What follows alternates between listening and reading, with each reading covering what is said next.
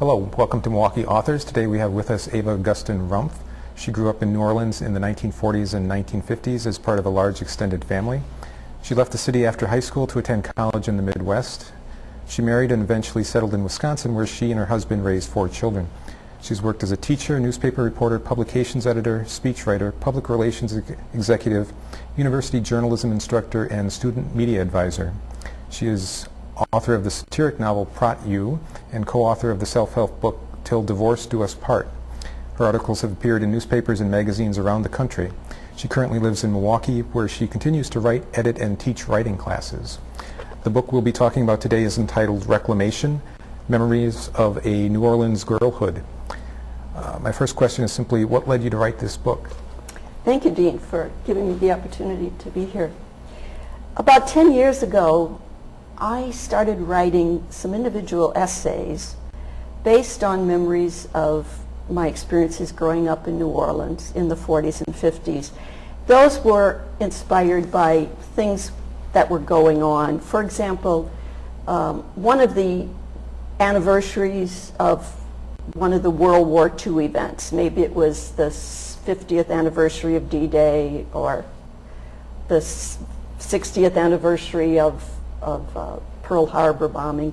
So I started thinking about what I knew about World War II as I was a very young child and how it affected my family. So I wrote an essay about that. Another one was when the Woolworth stores around the country started closing about 10 or 15 years ago. That sent me back to the old Woolworth store in my neighborhood and what it meant to me and how I loved to go in there when I was a child. So I wrote an essay about my memories of Woolworth.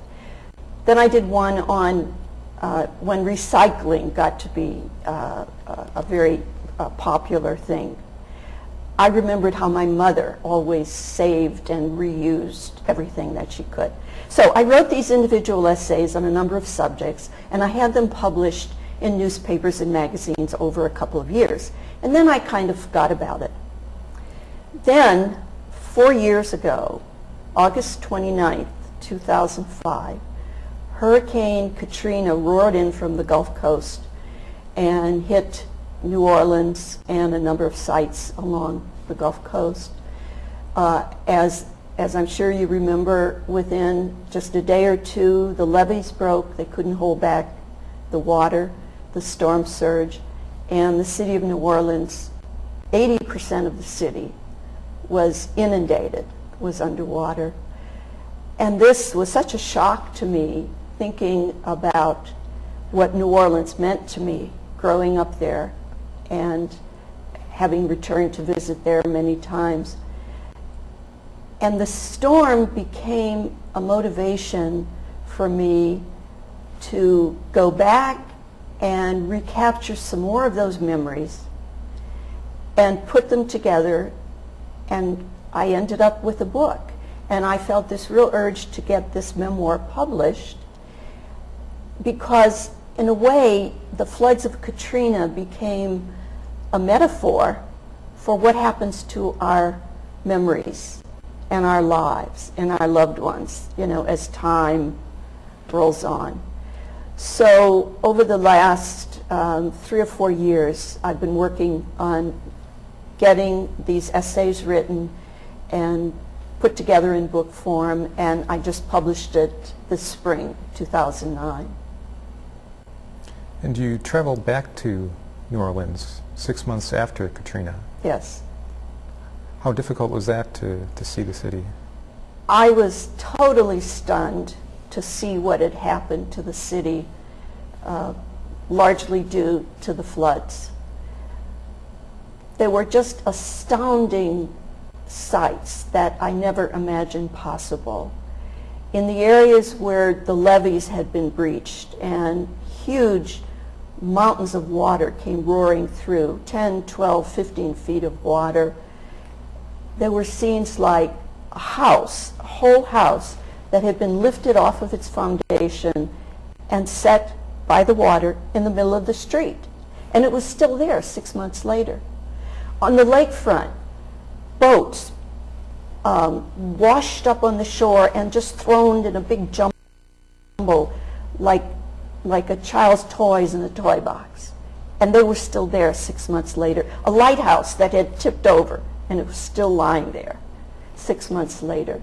A house on a corner where the mountain of water had come through, and it had just sheared off one wall. So the house stood open like a dollhouse. As we drove around the city, you could see the water lines on the houses, yellow, brownish water lines, almost as high as the rooftops, 10, 12 feet high.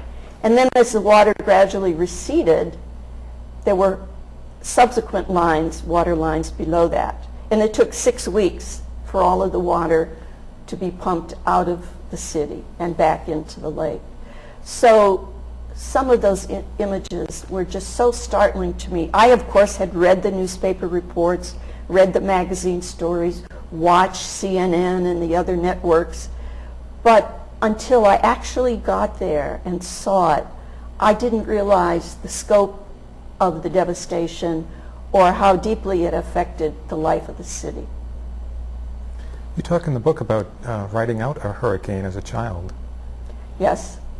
I have one memory of riding out a hurricane. There may have been other hurricanes during the 18 years I lived in New Orleans, but for some reason this particular one must have hit the city right on. Well, it did.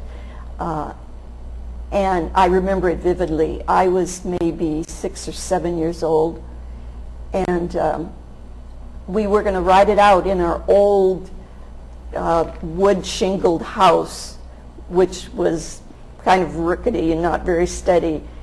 And when the eye of this hurricane passed over the city, my father said, "I think we'd better leave." And he was a very calm person, but we knew when he was alerted to a threat, we'd better pay attention. So the whole family piled into the car and drove several blocks away to spend the day with a family who lived in a sturdy brick house.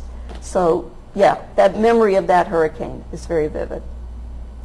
You had a difficult childhood growing up in the 40s and 50s. You were the oldest of 3 daughters, and your family never had much money. Yet you also have a lot of fond memories of growing up. What are some of your favorite stories and memories?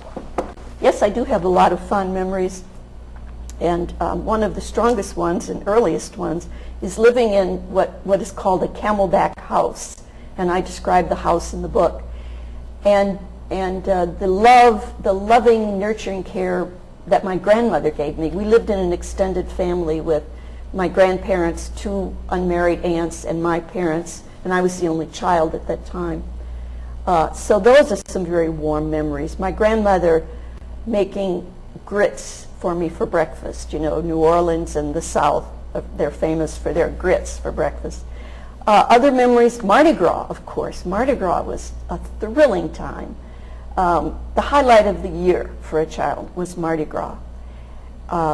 Dressing up in the costumes, going to watch the parades, seeing all the wonderful array of other costumes that people wore.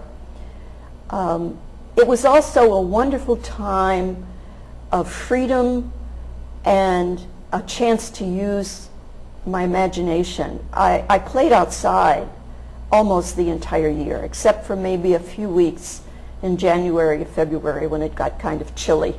And we didn't have all the toys and the electronic gadgets that children of today have. So we had to create our own games. We used our imaginations. We made up stories and dramas and acted them out. So that's a very fond memory as well.